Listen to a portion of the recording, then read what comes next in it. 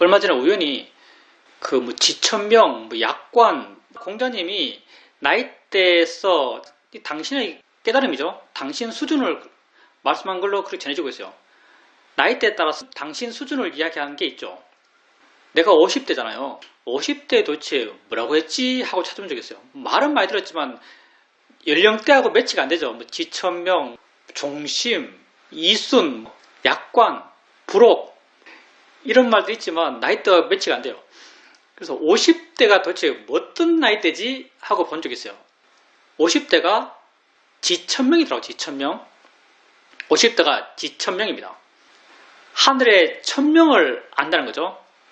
하늘의 천명을 아는 게 50대라요. 여러분 다 50이 웬만큼 다 지나셨을 겁니다. 여러분은 다 지나셨죠? 지천명. 하늘의 천명을 알았어요. 하늘의 천명, 곧 내가 세상에 존재하는 이유쯤 되겠죠. 내 존재의 목적쯤 될 거예요. 우리가 천명이라고 할 만한 게 뭐가 있을까요, 세상에? 공자님은 하늘의 천명을 알았대요.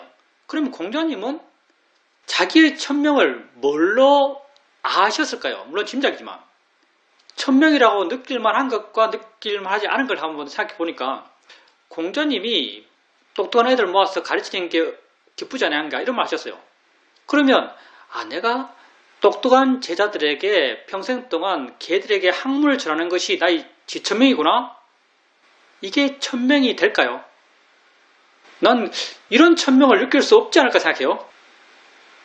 어떤 사람은 내 이생에서 연구해서 인간을 화성에 살게 할 거야. 내가 이생에 정말 연구해서 우주선 연구하고 뭐 사람이 살 수 있는 환경 연구해서 인간을 화성에 살게 할 거야.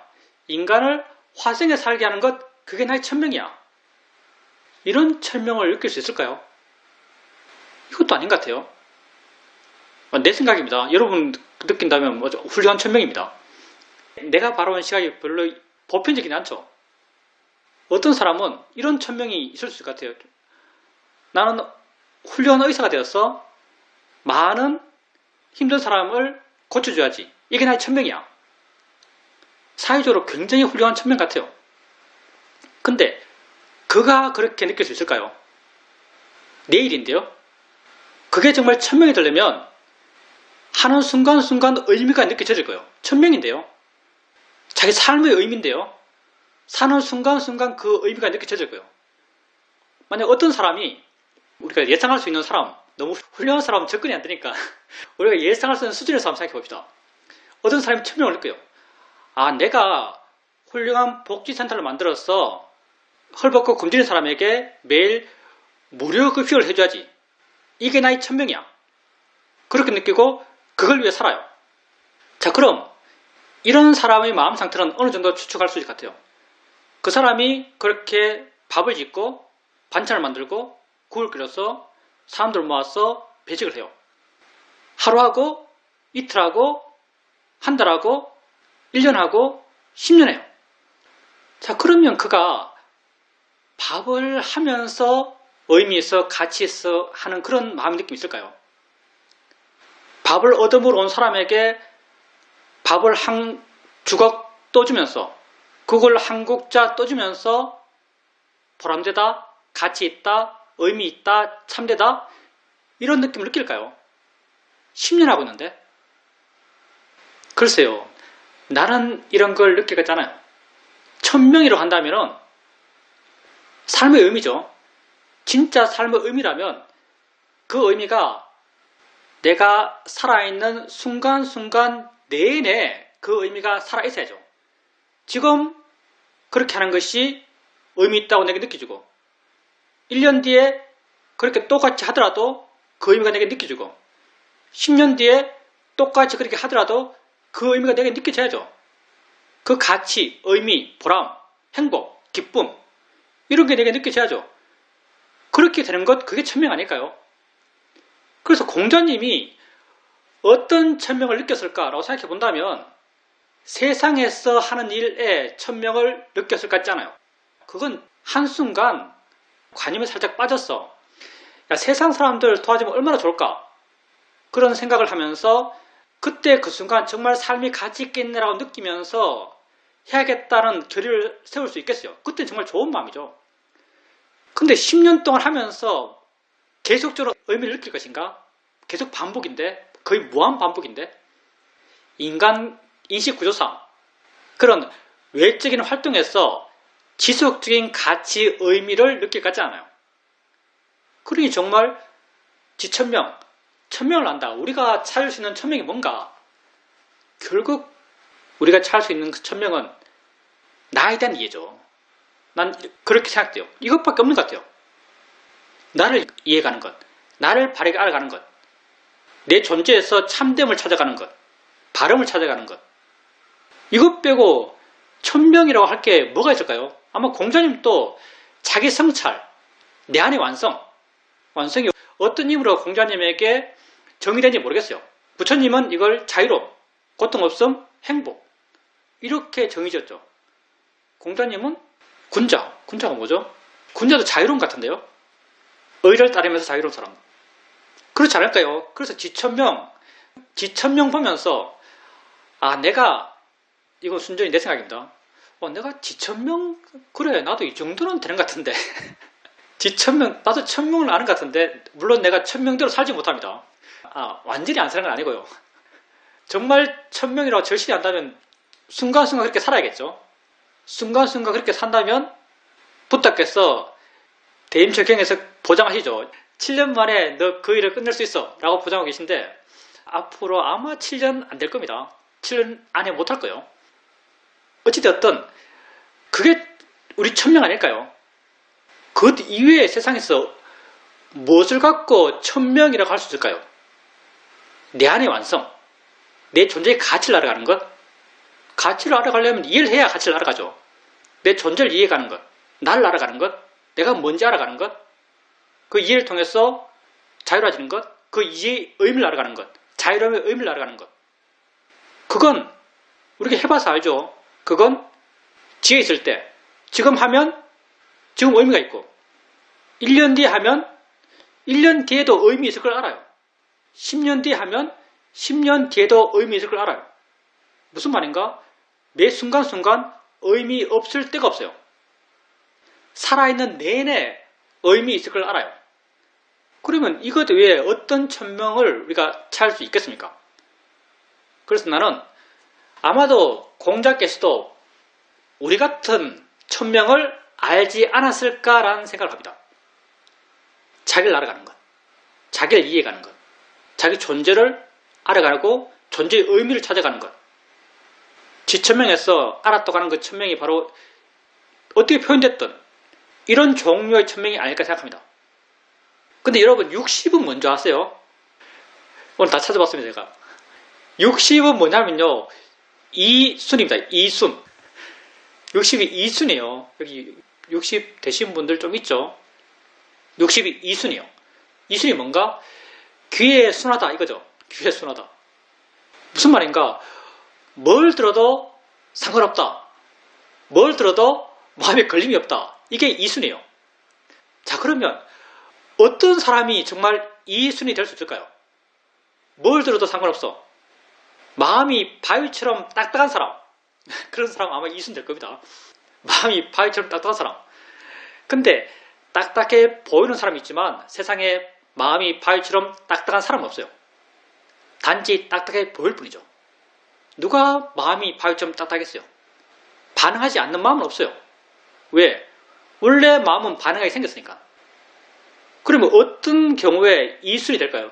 누가 나에게 뭐라 그래도 그냥 스쳐 지나갈까요? 이것도 마찬가지예요, 사실은. 여러분이 자기 자신을 알고 자기를 이해하고 자기를 이해한다는 그 가치를 알아갈 때 남이 뭐라고 해도 그냥 그게 스쳐가요. 왜? 그 순간 자기 스스로가 자기 삶의 의미, 존재의 의미를 알거든요. 내가 나를 알아요. 내가 단마숲에 살죠? 주로 살 때는 비구니 스님 2명하고 나랑 같이 살아요.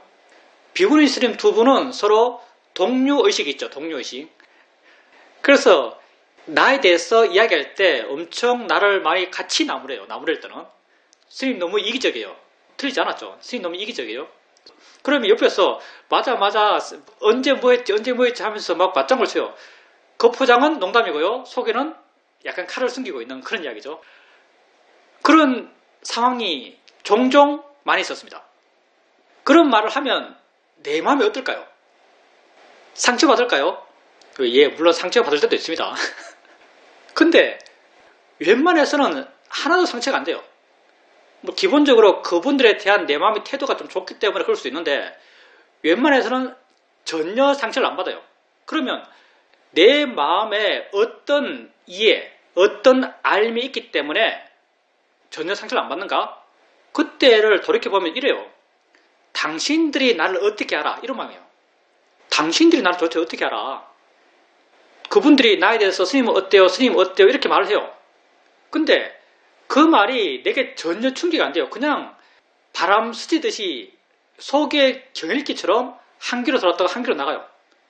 왜 그런가? 당신들은 나를 모른다. 이게 깔려있어요.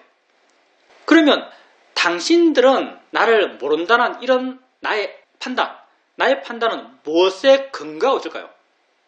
나는 나를 안다에 근거하고 있어요. 난 나를 알아요.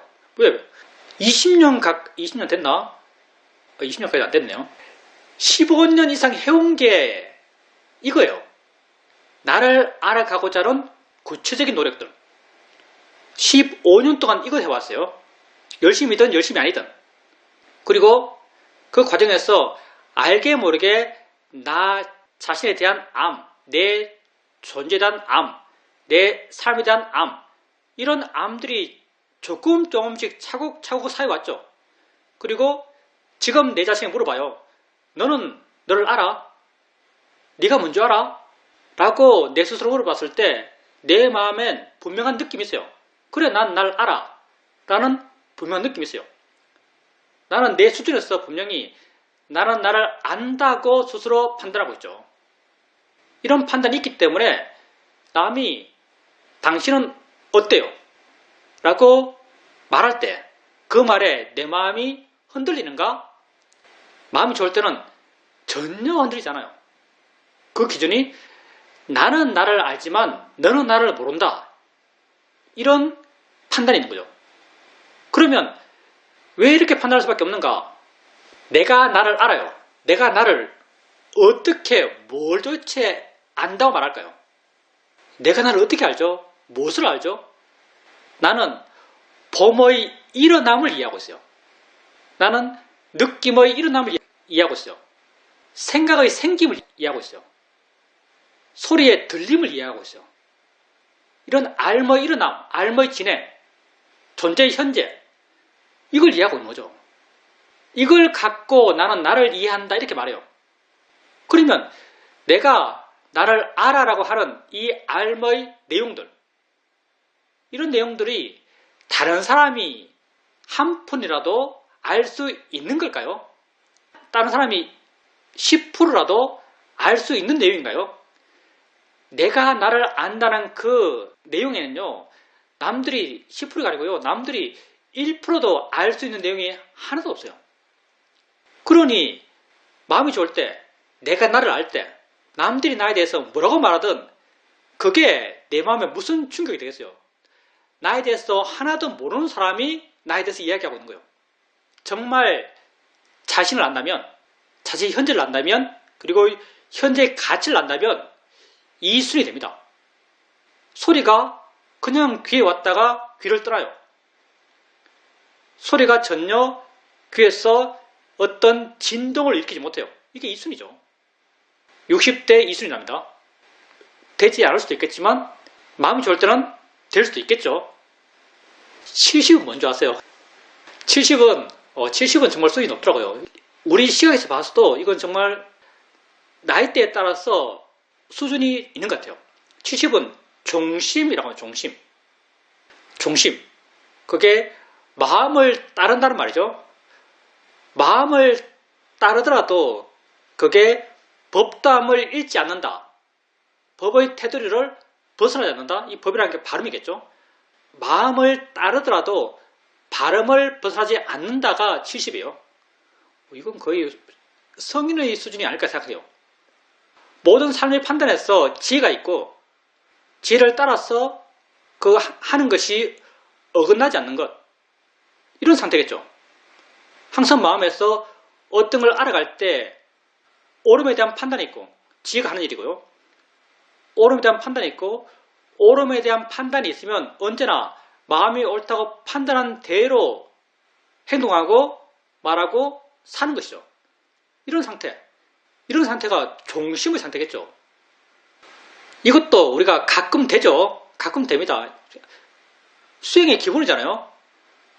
여러분이 딸에게 험한 말을 하려고 할 때, 하려고 하는 걸 아는 순간 이건 옳지 않지 라는 지혜가 생겨나요. 하는 것이 바르지 않지, 안 하는 것이 맞지 라는 이해가 생겨나요. 지혜가 하는 일이에요. 아는 순간 옳고 그런 것에 대한 판단이 생겨납니다. 그리고 판단한 대로 안 해요. 이게 종심 형태죠. 그래서 우리가 수행해 가면서 많이 부족하지만 조금씩 종심의 상태를 경험합니다. 그렇게 지천명, 이순, 종심 이렇게 되어 나간대요. 정말 수준차가 있는 것 같아요. 그 중에 가장 인상적인 건, 가장 내가 좀 관심이 있었던 것은 천명이에요. 천명. 하늘의 명령. 천명. 무엇이 우리에게 천명이 될 수 있는가? 과연 무료 급식소 만들어서 사람들에게, 배고픈 사람들에게 살아있는 내내, 남은 생 내내 무료로 음식을 나눠주는 것, 그게 천명이 될 수 있는가? 될 수 있는가의 의미는요, 그걸 내가 천명으로 느낄 수 있는가요? 나는 천명으로 느낄 것 같잖아요. 한순간은 느낄 수 있겠죠.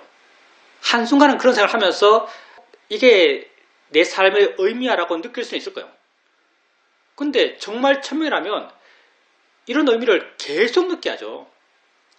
그래서 우리에게 천명이 될 수 있는 것은 나를 이해하고 나를 알아가고 나를 알아가는 그 바르고자 하는 노력들, 거기에서 의미를 알아가는 것, 가치를 알아가는 것, 그게 진정한 우리의 천명이 아닐까 생각합니다. 오늘 하면 오늘 그 의미가 있고 1년 뒤에 해도 1년 뒤에 분명 그 의미가 있고 10년 뒤에도 10년 뒤에도 분명히 거기에 의미가 있음을 우리가 알아요. 그러니 이게 천명 아니겠어요? 여러분 해보세요. 내 천명이 뭔가? 난 그거 보면서 와, 정말 이게 천명이야 라고 생각합니다. 그리고 이순과 중심은 아직 시간이 좀 남았으니까 차차 해 나가기로 하죠. 아무리 이리 봐도 저리 봐도 나를 알아가는 것, 나를 이해가는 것, 이것 이상 가치 있는 일은 없는 것 같아요. 왜냐하면 그 가치가 항상 있기 때문에. 하면 할수록 가치가 더 두드러져요. 그 가치라는 게 의미를 전혀 알아가요. 여러분이 수행을 하면 할수록, 여러분 수행에서 여러분이 통제할 수 있는 것이 있고 통제할 수 없는 게 있어요. 여러분이 통제할 수 없는 것, 그건 마음의 상태예요. 마음이 좋고 나쁜 것, 이건 통제가 안 돼요. 여러분이 수행하면서 무엇에 가치 두는가 했을 때 얼핏 많이 생각나는 게 마음의 상태에 대해서 여러분은 많은 가치를 둬요. 마음이 좋아졌어, 지혜가 있어서 마음이 좋아졌어, 가치 있네, 이렇게 느낄지 모르겠어요. 근데 여러분이 수행에 대해서 좀 더 깊이 이해하고 수행하는 것의 의미를 좀 더 알아가게 되면요, 점점 수행이 된 상태, 마음의 상태죠. 수행이 된 상태가 아니라 수행을 하는 그 실천 그 자체에서 의미를 느껴갑니다. 실천 그 자체에서 의미를 느껴요. 근데 수행의 실천, 엉덩이 느낌 알리에서 알고, 손의 느낌 알리에서 알고, 손의 느낌 알면서 자기는 2차라고 바른 게 일으키고, 이런 수행의 실천적 노력, 이건 여러분의 통제 범위 안에 있어요. 하려고 하면 할 수 있습니다. 점점 여러분의 수행에 대한 이해가 깊어지면 깊어질수록 여러분이 통제할 수 있는 것, 하고자 하면 할 수 있는 것, 거기에서 가치와 의미와 보람을 느껴요. 수행하는 걸 알면요, 내가 이렇게 하고 있네 라고 알면 마음이 기뻐져요. 그게 어떤 의미인지 마음이 이해하니까. 바르게 보려고 하는 것, 참되려고 하는 것, 바른 수행적 노력, 거기에 대해서 내가 의미를 강하게 부여하고 싶어서 이런 주변적 이야기를 해요. 바르려는 노력, 참되려는 노력, 진실을 알려는 노력, 이게 수행하려는 노력이죠. 개인적으로도 수행을 하면 할수록 여기에서 가치가 느껴져요. 근데 이건 우리 통제 안에 있는 거죠. 그리고 이건 또 뭐예요? 내가 엉덩이 느낌이 있을 때 엉덩이 느낌을 알아요. 소리 있을 때 소리를 알아요. 그 소리를 들으면서 소리일 뿐이지 라고 바른 게 이렇게 해요. 이렇게 하는 순간 마음이 조금 그 소리에 대해서 물러나 가벼워져요. 괴로운 생각이 일어나고 생각 알면서 생각일 뿐이지 라고 바른 생각을 해줘요. 순간 마음이 가벼워지고 부드러워져요. 이렇게 하고 있는 것, 이게 뭐예요? 이게 내가 살고 있는 모습이죠. 내 삶이 이것 빼고 특별한 게 있나요?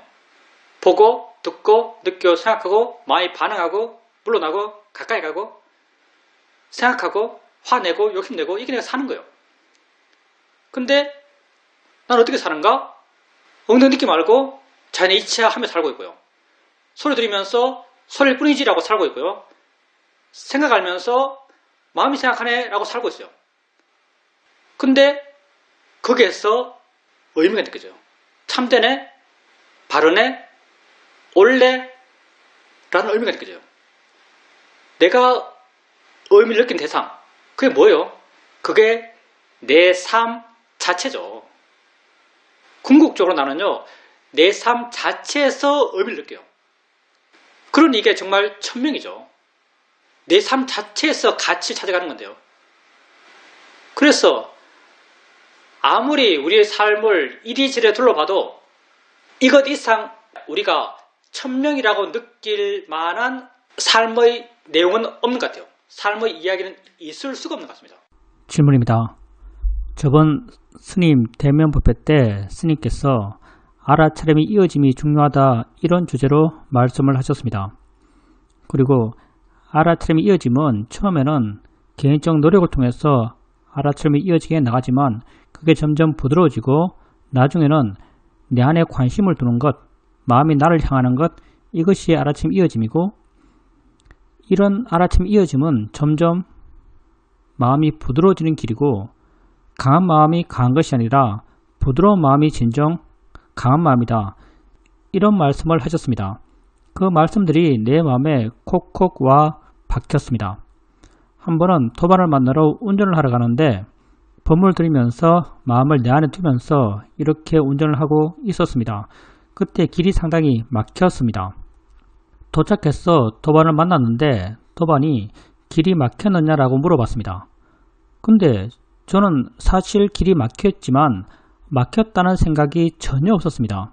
단지 마음을 내 안에 두고 관심 갖고 법문 듣고 그렇게 말하자면 수행을 하면서 계속 왔는데 한순간 또 지겹다, 길이 막힌다 이런 생각을 해본 적이 없이 그 시간들을 보냈습니다. 알아차림이 자연스럽게 이어진 그런 경험이 아닐까 생각합니다. 제가 영어를 잘 말하지는 못합니다. 근데 한번 사이도 영어 법문집을 읽고 있었는데 자꾸 읽다 보니까 대충 무슨 말인지 알 수 있었습니다.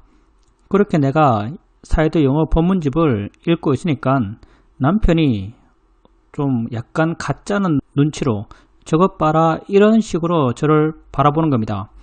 그때 제가 같은 걸 계속 읽으면 무슨 말인지 알 수 있어 이렇게 반응했습니다. 근데 그렇게 반응할 때 순간 내 마음에 암안심이 있다는 걸 알 수 있었습니다. 그냥 암안심이 내가 알려 하지 않아도 저절로 알아졌습니다. 이렇게 알아지다 보니까 그 암안심이 더 이상 내게 영향을 끼칠 수는 없었습니다. 근데 그때 특징적인 것이 번뇌를 아는 것이 너무나 자연스럽고 번뇌에 대해서 자유로운 것이 너무나 자연스러웠습니다. 그 사이도 영어는 한국 사람이 잘 이해해요. 근데 서양인들은 잘 못 알아듣죠. 한국 사람은 엄청 잘 이해할 수 있는 영어를 하고요. 네이티브 스피커들은 잘 못 알아듣습니다.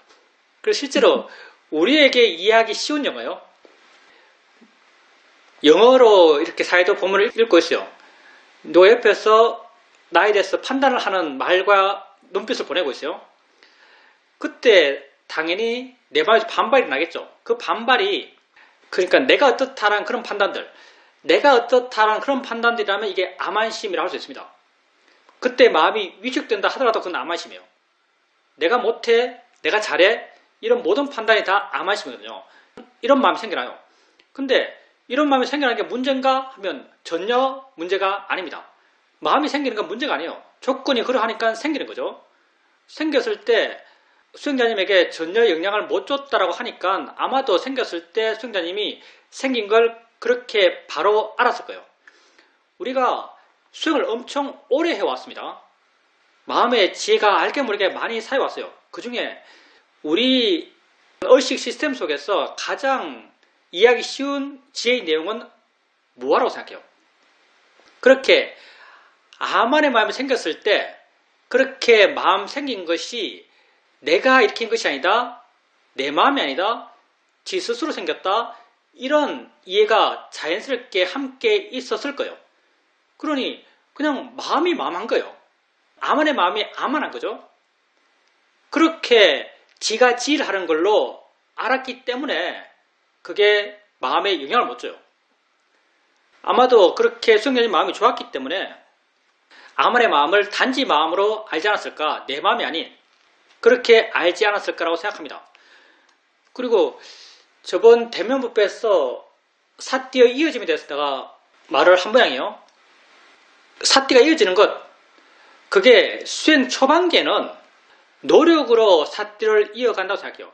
노력이 살아있으면 사띠가 이어진다고 생각해요. 그래서 엉덩이 느낌 알고, 다음 손의 느낌 알고, 다음 이 소리 들었다가, 또 다음 저 소리 들었다가, 이렇게 대상들을 알려는 노력이 계속 있고, 그렇게 알아차림이 반복적으로 계속 되면 사띠가 이어진다고 생각해요. 근데 사실은 이렇게 사띠가 이어지는 것, 이건 대상이 바뀔 때마다 순간순간 끊어지죠. 우린 이걸 점으로 찍어간 알아차림, 이렇게 표현하게 됐어요. 점으로 찍어간 알아차림. 그리고 그게 점이 점점 빨라지고, 점점 조밀해지고, 점점 내가 점을 찍어야지는 나의 의지가 약해지고, 내 의지는요, 굉장히 둔한 마음이에요. 딱딱한 마음이고, 경직된 마음이죠. 의지는 결코 빠르게 점을 못 찍어요.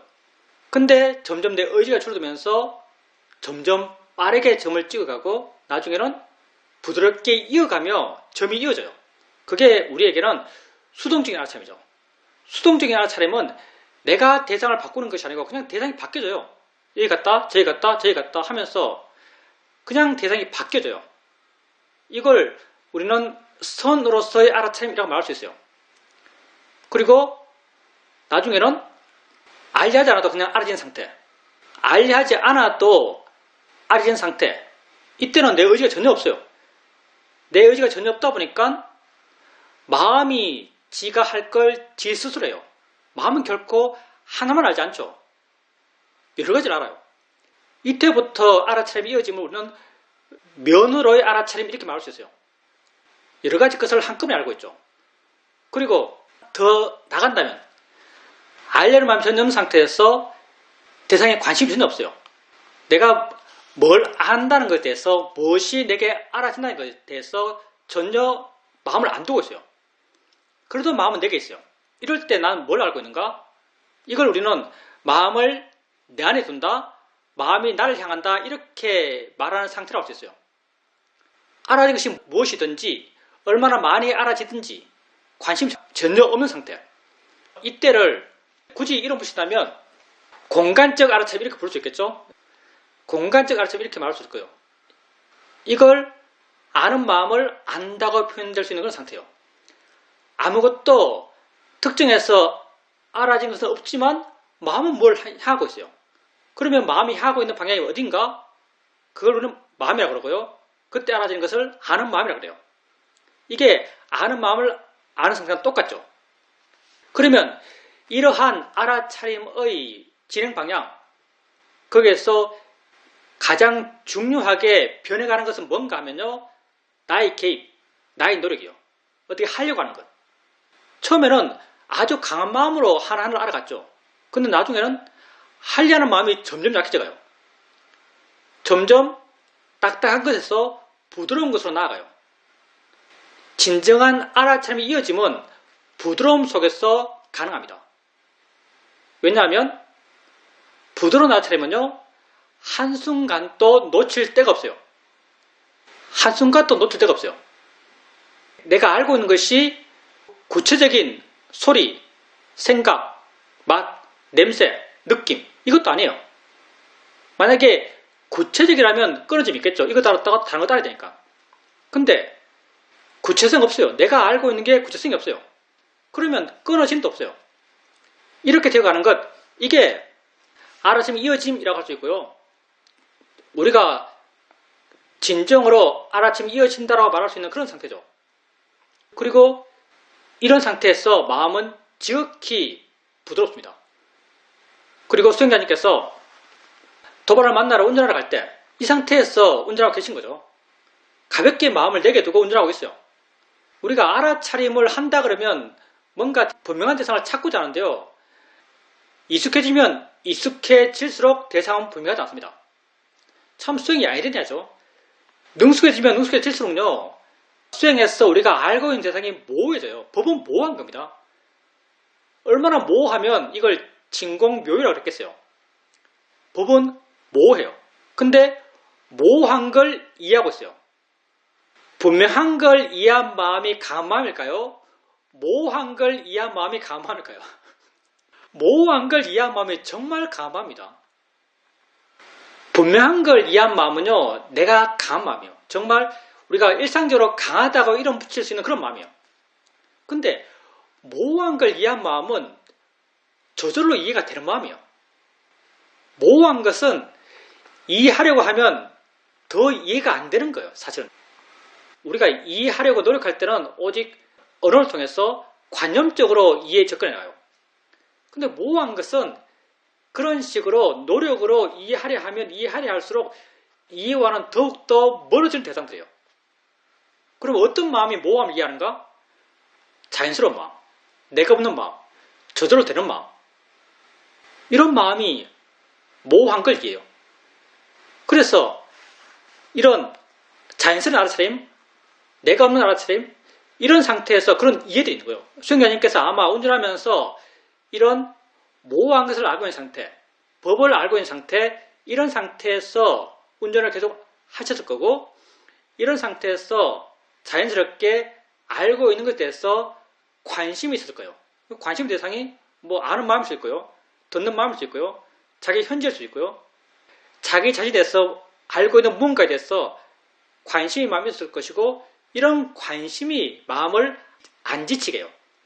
내가 내 안에서 관심 있고 의미 있는 걸 하고 있으니까 내 밖의 상황에 대해서 마음이 가치 부여를 안 하고 반응을 안 해요. 뭐 차가 막히네? 이런 것들. 내가 내 안에서 충분히 가치 있는 일을 하고 있으니까.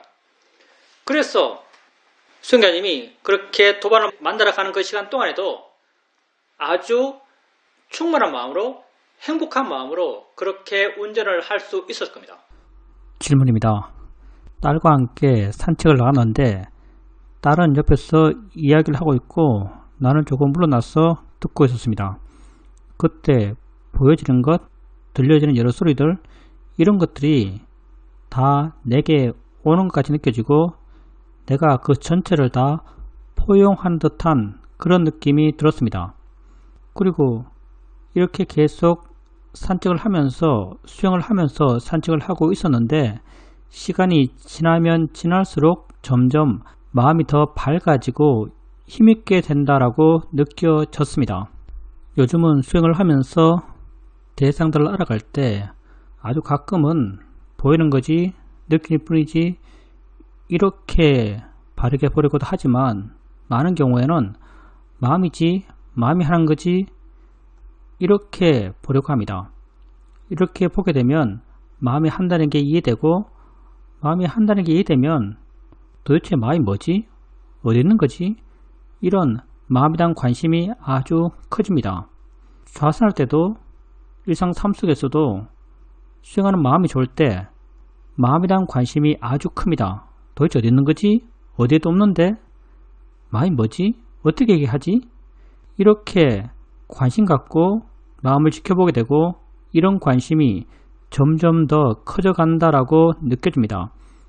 그리고 스님의 법문을 들을 때도 스님이 마음에 대해서 마음은 오직 한 가지 일을 한다, 이런 말을 들을 때 그게 내 마음에 큰 울림이 되었습니다. 이렇게 마음에 대한 관심이 커지고 좀 더 이 방향으로 관심 갖고 수행을 해 나가고 있습니다. 마음에 대한 관심이 있는 것 아주 좋은 일이죠. 마음에 대한 관심이 있는 이유는 마음을 이해하기 때문이에요. 그래서 성경님께서 일상 삶 속에서 약간 주목되는 상황을 만났을 때 마음이 하네, 마음이 그러네 라고 이렇게 생각을 해준다 하세요. 이렇게 생각해 줬을 때 그런 생각의 내용 따라서 정말 마음에 하는구나, 정말 마음이네, 이런 이해가 마음에 있을 거예요. 이런 이해가 있음이 느낌으로 알아질 겁니다. 이건 마음이 뭔지 이해하는 마음이 있기 때문에 그래요. 물론 마음에 대해서 우리가 말은 많이 해요. 마음은 뭐 대상과 함께 있는 것이다, 마음은 일어나는 것이다, 마음은 작용하는 것이다, 마음은 위치가 없다, 이렇게 마음에 대한 이야기를 많이 해요. 근데 이런 이야기 백날 천날 해도 마음에 대한 이해는 조금도 생기지 않습니다. 생겼다면 그건 100% 관념적인 지혜죠. 아마 학자들을 보고 마음 이야기 해보라면 말 잘할 거예요. 아비담마 공부하시는 분들을 보고 마음 이야기 해보라면 말 잘할 거예요. 근데 말로써 글로써 아무리 마음에 대해서 장황하게 설명하고 쓴다 하더라도 그게 진짜 마음을 조금도 바르게 표현한 게 안 돼요. 왜냐하면 마음 법이니까. 법은 관념적으로 설명될 수 있는 게 아니니까. 언어를 떠난 것이니까. 근데 수행자님께서 물론 맨 처음 마음을 이해해 나갈 때는 관념을 무기 삼아서 관념에 의지해서 마음을 이해했어요. 우리가 아는가 물으면서 아는 마음을 이해했죠. 근데 그렇게 해나가면서 조금씩 실제의 마음을 봐나갔고 실제 마음을 작용으로 성질로 있다는 걸로 그게 무엇인지로 그렇게 마음이 조금씩 이해가 쌓여왔어요. 그리고 지금은 마음이지 하면 그게 정말 마음으로 이해돼요. 그게 그렇게 구체적인 언어도 안 될 거예요. 그냥 마음이지, 마음이 하네 라고 이렇게 읽혀주면 그냥 마음에 동의가 생길 거예요. 동의의 느낌이 생기는 거죠. 진짜 이해하고 있기 때문에 이런 동의의 느낌이 생기고 이런 동의의 느낌이 하는 역할은 그때 마음이 하고 있는 어떤 관념적 이야기들, 생각이라면 생각의 내용, 느낌이라면 느낌의 종류, 소리라면 소리의 내용, 그런 것에 대해서 마음을 부드럽게 하고 물러나게 하고 자유롭게 해요. 이해가 있으면 마음은 그렇게 자유롭죠. 그렇게 마음에 대한 이해가 있고 마음에 대한 이해가 있으니까 마음에 대한 관심도 커져가고 그런 관심의 마음으로 마음이 하고 있는 걸 지켜보고 있다면 수행을 아주 바르게 하고 계신 겁니다. 근데 좋아요. 그거 아주 바람직한 것 같아요. 그 상태가 아주 좋아요. 아주 좋은데 내 입장에서 순전히 내 입장입니다. 바꿀 필요 없어요. 바꿀 필요 없고요. 잘하고 계세요. 그렇게 하세요. 근데 내 입장에서 순전히 내 입장입니다. 내 입장에서 수행의 바른 길, 수행의 바른 길이라는 것은요, 내 노력이 약해져 가는 것, 이게 수행의 바른 길이에요. 이게 큰 그림에서 수행의 바른 길은 내 노력이 약해지는 것, 내 개입이 약해지는 것, 이게 수행적 바른 길이죠. 그러면 마음을 이해하는 것, 이 방향이 내 노력을 줄여가는 그 방향이 맞는가? 라고 한다면은 여기는 약간의 문제의식이 있을 수 있어요. 왜냐하면 수행자님께서도 마음이 하네 라고 할 때 그쪽을 향한 에너지가 생겨나고요. 마음에 대한 관심이 생길 때도 한쪽에 대한 에너지가 생겨나요. 사실 이게 어느 정도 나의 노력, 어느 정도의 나의 개입이 필요해요. 물론 법을 이해한 게 맞고요. 그 자체로 굉장히 지혜 있는, 지혜 충만한 수행의 상태라고 분명히 말할 수 있습니다. 근데 내 노력이 제로에 수렴할 수 있는가? 다시 말하면 내가 마음을 이해하려는 마음이 제로일 때, 내가 마음을 보려는 마음이 제로일 때도 내게 뭔가 알아지고 있어요. 근데 내가 마음을 이해하려는 마음이 제로일 때 내게 알아지는 게 마음인가? 라고 한다면 그거 잘 모를걸요. 알아지는 건 분명히 있는데 이게 마음인가? 마음이라고 해도 사실은 그렇게 틀리진 않아요. 그래서 진짜 마음인가? 라고 한다면 그게 문제가 있죠. 왜냐하면 내게 알아진 것은 분명히 뭔가 알모 일어나며 알모 일어나면 마음만 있는 게 아니에요. 알모 일어나면 대상이 함께 있어요. 알모 일어나면 곧 연계 일어남이죠. 마음이 있고 대상이 있어요. 이 두 개가 함께 만나서 알미 일어나는 거죠. 그게 암과 색이고요. 이와 성이고요. 대상과 마음이 함께 일어나서 알미 일어나요. 내가 아무것도 알려하지 않을 때 내가 알아지는 것, 이건 알모 일어남 그 자체죠. 뭐가 있는 거예요. 그리 있는 것은 대상과 마음이 연기적으로 함께 있는 상태죠. 그러니 수행자님께서 지금 그렇게 마음에 관심 있고 마음을 알아가신 것 좋아요. 근데 대상이 뭐지? 대상은 뭐 이론적으로 말할 수 있을 거예요. 근데 수행할 때 내가 알고 있는 대상이 뭔가 크게 관심이 없고 분명한 이해가 없다면 수행에서 내가 알고 있는 대상은 여전히 소리이기 쉽고요. 여전히 느낌이기 쉽고요. 여전히 약간 관념화된 무엇이기 쉬워요. 근데 과연 내가 법으로서의 대상을 이해하고 있는가? 법으로서의 대상은 마음과 함께 있는 무엇이죠? 아는 것과 함께 있는 무엇이요? 법으로서의 대상은. 법으로서의 마음은 알아지는 것과 함께 있는 무엇. 이게 법으로서의 마음이죠. 법으로서의 대상은 아는 것과 함께 있는 무엇이요? 그러면 아는 것과 함께 있는 무엇이 뭐지? 그게 과연 엉덩이 느낌인가? 그게 새소리인가? 그게 사람들 목소리인가? 한번 대상 쪽에도 한번 관심을 둬보시고요. 그렇게 마음뿐 아니라 대상 쪽으로도 관심을 조금 넓혀보시는 것, 그게 도움되지 않을까라는 생각을 해봅니다. 물론 순전히 내 입장이고요. 수행자님이 지금 하고 있는 것, 그게 결코 나쁘지 않습니다.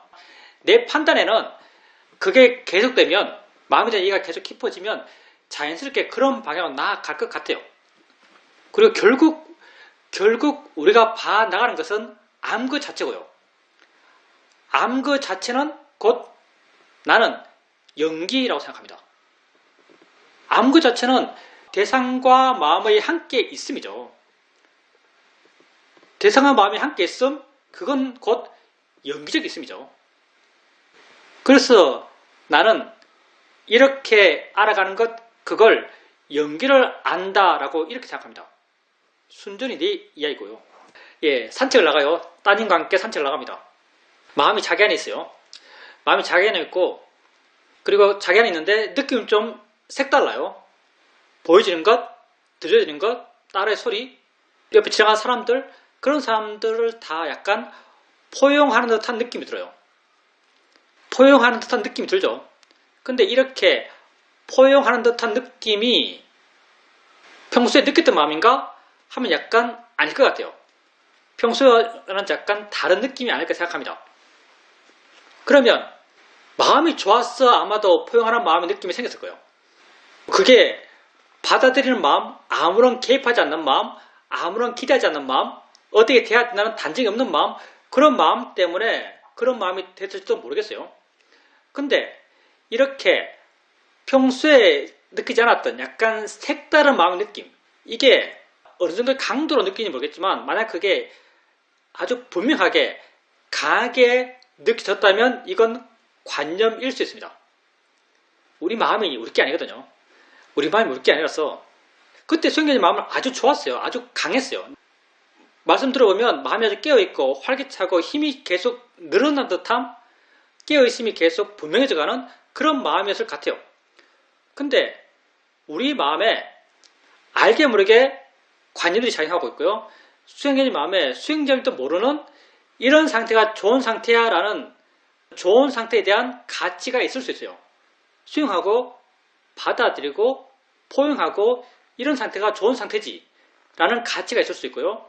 이런 가치는 마음이 아주 강할 때 내 마음에 그 가치가 만들어져서 느껴질 수도 있습니다. 그런 느낌이 아주 강했다면 이럴 수 있어요. 그게 아주 부드러웠다면 뭐 그렇지 않을 수도 있고요. 그냥 가치 두지 않는 마음, 수용하는 마음, 항복하는 마음, 그런 마음이 그런 식으로 해석되어 수도 있고요. 그래서 그런 마음이 어떤가, 그 마음이 포용적인가? 사실 이런 것보다는요, 수행자님 마음을 바라볼 때 어떤 방향에서 바라보는 게 가장 바람직한가라고 한다면은 지혜를 확인하는 것. 지혜를 확인하는 게 가장 오류 없는 거예요. 어떤 지혜인가? 봄에 대한 관심, 들음에 대한 관심, 현재에 대한 관심, 이승에 대한 관심, 이렇게 수행자님이 수행하면서 알아가는 것에 대해서 관심이 있나라고 확인하는 것. 그게 가장 오류 없는 내 수행 상태에 대한 확인이에요. 그런 관심이 있다면 수행이 참 바르다라고 스스로 알 수 있어요. 관심이 있으면 수행이 굉장히 바른 상태라고 스스로 생각할 수 있는 거죠. 그래서 마음 상태는 좋을 수도 있고 나쁠 수도 있어요. 그게 바를 수도 있고 만들어내서 그게 만들어졌을 수도 있어요. 그렇지만 관심 있는 것, 이건요, 바르지 않을 수가 없어요. 이건 그냥 100% 바른 수행의 상태예요. 관심 있는 것. 그래서 오류 가능성이 거의 제로에 수렴하기 때문에 이걸 확인하는 것, 그게 가장 보편적으로 좋다라고 말할 수 있습니다. 질문입니다. 요진 스님께서 알아차림이 이어짐에 대해서 여러 말씀을 하십니다. 저도 거기에 대해서 적극 공감하고 일상 삶 속에서 알아차림을 계속 이어지게 해 나가려고 합니다. 며칠 전에 3.1절이었습니다. 3.1절만 되면 3.1절 노래를 듣게 됩니다. 지금까지 수없이 들어왔지만 별 생각이 없었습니다. 그런데 이번에 3.1절 노래를 들으면서 그 노래를 지었을 당시에 그 노래를 지었던 선조들이 나라를 걱정하고 민족을 걱정했던 그 마음들이 절절히 내 마음에 와 닿았습니다. 지금 시국과 관계돼서 사실 내가 여러 걱정을 하게 되는데 그것과 연관해서 그때 3.1절 노래를 지었을 그분들의 마음을 약간 짐작할 수 있었습니다. 이렇게 마음이 얼핏 걱정이라고 이름 지을 수 있는 그쪽으로 흘러갔지만 그게 그렇게 깊지 않았고 그냥 자연스럽게 지나갔고 그리고 내 마음도 그렇게 나빠지지 않았습니다. 그냥 사실적으로 그렇게 존재했고 스무스하게 그렇게 지나갔습니다. 스님께서 말씀하셨듯이 대상이란 곧 나 자신이고 나는 곧 6가지 감각기관에서의 알의 일어남이고 이런 일어남들을 주관적으로 해석해서 내 삶이 펼쳐지고 있고 내가 이러한 삶의 일어남, 존재의 진행을 알아가고 이해가고 그걸 통해서 뭔가 마음이 가벼워지고 부드러워지고 기뻐하고 행복해지는 이런 것에 대해서 약간 이해가 생기고 약간 경험을 해 나가면서 의미있게 가치있게 느껴가고 있습니다. 알아들은 것을 이전보다 훨씬 더 대상으로서 볼 수 있는 것 같아서 마음에 여유가 좀 생겼다라고 느껴집니다. 그 3.1절 노래, 그 김인년 3월 1일 이런 노래죠. 워낙 오래간만에 듣다 보니까 최근에 들어본 적이 없죠. 나라 걱정할 수 있어요. 보통 걱정이라고 말을 해요. 말을 걱정이라 말 써요. 말에 힘이 있거든요. 걱정이라 하면 정말 걱정하는 마음이 전제되어 있는 것 같아요. 근데 나라를 걱정하지만 걱정하지 않는 마음이 될 수 있어요. 이게 사실 우리가 하고자 하는 거죠. 나라를 염려하지만 염려하지 않는 마음이 될 수 있어요. 그냥 그러한 사실이 있는 거죠. 그냥 사실을 인정해요. 사실이 그러하지만 그렇다고 내가 괴로울 필요가 없어요. 내가 괴롭다면 그건 나라가 어지러워서가 아니에요. 내가 괴롭다면 내 마음이 뭔가 잘못되었기 때문이에요. 이게 우리 수행의 가장 큰 전제입니다. 나는 괴로워요. 왜 괴롭지? 나는 나 때문에 괴롭다. 이게 우리 수행의 가장 큰 전제예요. 우리는 대상 때문에 괴로운 게 아니에요. 그러니까 나라 때문에 괴로운 게 아니에요. 나라의 상태 때문에 괴로운 게 아니에요. 나는 나 때문에 괴로워요. 만약에 나라의 상태, 알아지는 것 때문에 괴롭다고 한다면요, 이 수행은 의미가 전혀 없습니다. 우리가 어떤 수행을 하고 있는가? 나는 나 때문에 괴롭기 때문에 내 괴로움의 100%가 나를 원인으로 한 것이기 때문에 나는 나를 바르게 바꿈을 통해서 이 모든 괴로움을 해결할 수 있다. 이런 전제 하에서 우리가 이 수행을 하고 있어요. 나는 나 때문에 괴로운 거죠. 그렇기 때문에 내 바깥의 상황이 돼서 저 상황 참 저러면 안 되는데 라는 생각을 할 수 있습니다. 이런 생각까지 안 한다면 바보겠죠. 그런 것을 그런 대로 알아야 돼요. 그런 것을 그런 대로 알아야 하겠지만 그런 것을 알면서 괴로워할 필요가 없어요. 만약 괴롭다면 그 괴로움의 원인을 그런 것에서 찾으면 안 돼요. 내 바깥의 그런 세상의 이야기에서 찾으면 안 돼요. 왜냐하면 거기에서 찾기 시작하면 괴로움이 끝이 없어요. 왜? 내가 통제할 수 없는 거예요. 실제로 그리고 내 괴로움의 원인도 아니에요. 내 괴로움의 원인은 오직 내 안의 원인 때문이에요. 그래서 괴롭다면 그 원인을 내 안에서 찾아야 되고요. 내 안의 마음 자세에서 찾아야 되고요. 그 마음 자세를 바르게 하려는 노력을 통해서 그 괴로움의 문제를 해결하려 하셔야 됩니다. 이게 우리가 수행하는 것이고요. 우리 수행의 과정이라는 게 끊임없이 이런 마음을 키워가는 과정이에요. 그런 과정 속에서 이런 마음의 힘이 조금씩 쌓여 가다 보니까 그런 삼일절을 되고 삼일절 노래를 듣고 나라 걱정 생각이 나고 하지만 그게 그렇게 수행자님 마음에 충격이 안 됐을 겁니다. 그냥 그런 사실을 그냥 안 거죠. 그런 사실을 다시 한번 생각해 본 거예요. 그게 수행자님 마음에 그렇게 충격이 안 됐을 겁니다. 그리고 우리 수행에서 알아차림이 이어짐이 정말 중요합니다. 우리 사회자께서 이 수행에 아주 비밀스러운 비급이 있다. 그게 뭔가 알아차림이 이어집니다. 이렇게 말씀하셨어요. 그리고 알아차림이 만약 이어진다면 그건 바른 알아차림이 될 수밖에 없습니다. 우리가 가벼운 알아차림, 자유로운 알아차림, 내가 개입하지 않은 알아차림 이런 말 해요. 만약에 알아차림이 이어져 나가고 그게 하루, 이틀, 일주일, 한 달이 된다면요. 이런 성질을 띌 수밖에 없습니다.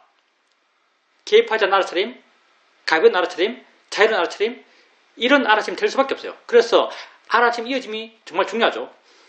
근데 일상의 삶 속에서 알아차림을 이어지게 해 나가려 할 때 내가 알아차림을 하려고 하면은 일상의 삶이 이 수행에 방해를 받아요. 수행이 일상의 삶을 방해하죠. 알아차림을 하려고 노력하면. 그래서 일상의 삶의 내용대로 충실하게 살아가면서 수행을 함께 어떻게 할 수 있는가 하면요.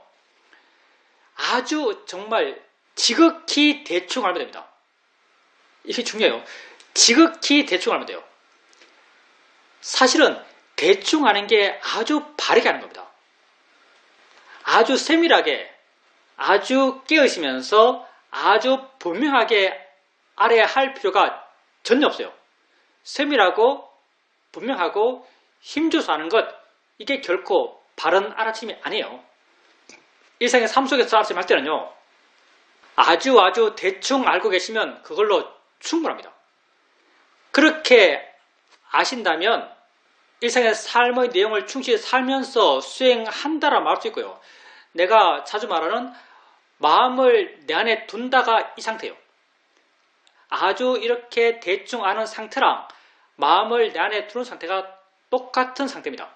그래서 이렇게 자신을 아주 대충 알면서 일상의 삶의 내용을 충실히 살아가십시오. 그러면 알아차림이 이어짐과 일상의 삶이 함께 되어 나가고 있는 그런 상태를 알 수 있습니다. 그리고 자기를 알아가고 자기 자신이 일어나는 것을 대상으로 봐 나가세요. 그 대상이라는 게 곧 여러 가지 의미가 있겠지만 가장 손쉬운 의미는 나랑 상관없어. 내가 좋아할 게 아니야. 그냥 알아지는 거야. 반응할 필요 없는 거야. 이런 의미가 대상에 대한 가장 쉬운 의미예요. 그래서 수행자님께서 자신에게 일어나는 생각들, 느낌들, 소리들 그런 걸 대상으로 봐나가세요. 그렇게 자꾸 대상으로 봐나가다 보면 마음이 그것에서 자유롭다, 덜 영향받는다, 그게 있어도 상관은 없어진다, 조금씩 이렇게 스스로에 대해서 스스로의 변화의 방향에 대해서 느껴질 겁니다. 그런 방향이 우리는 바른 방향으로의 변화라는 걸 분명히 알아요. 당연히 이렇게 자기의 마음이 바르게 변화되어 나가는 것을 알아가다 보면 자연스럽게 마음에 기쁨들, 의미들, 가치들 이런 게 느껴져요. 이런 게 신심이죠. 마음에 자연스럽게 지금 자기가 하고 있는 것의 가치, 의미, 보람 이런 게 느껴집니다. 이게 신심이고요. 이게 나에 대한 신심이고요. 이게 부탁해서 말씀하신 자등명이죠. 바른 자기의 의지에서 수행하는 거예요. 그게 부탁해서 마지막에 당신 제자들에게 이렇게 살아라라고 했던 그 모습이죠. 자등명, 법등명 했을 때의 자등명이죠. 수행자님께서 바르다고 이해한 그런 바른 실천을 계속 해나가시고 바른 실천의 의미를 점점 더 알아가시다 보면요. 점점 더 자기 자신에게 의지합니다. 자기 자신을 점점 더 믿어가요. 이렇게 나에 대한 신심이 커져가다 보면요. 바깥에서 오는 이런 자극들, 우리가 이순이라고 했잖아요. 바깥에서 오는 이런 자극들이 조금씩 내게 자극이 안 돼요. 왜? 내가 의지하는 것은 내 바깥이 아니거든요. 내가 의지하는 것은 점점 더 나 자신이 되어갑니다. 이렇게 내가 나를 이해하면 이해할수록 나는 점점 나에게 의지하고 내 바깥에 의지하지 않아가는 그런 마음이 되어가요. 그게 지금 수행자님께서 조금씩 변해가는 그런 변화의 모습이죠.